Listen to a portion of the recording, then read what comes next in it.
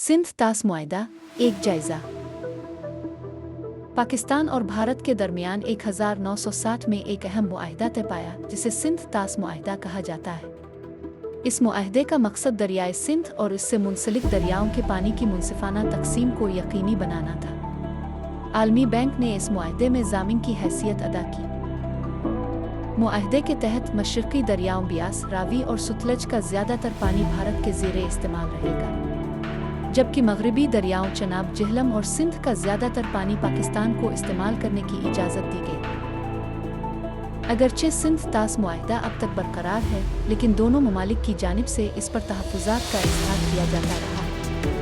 वक़्ता इस मुआहदे के मुस्तक़बिल के हवाले से ख़दशात भी सामने आते रहे।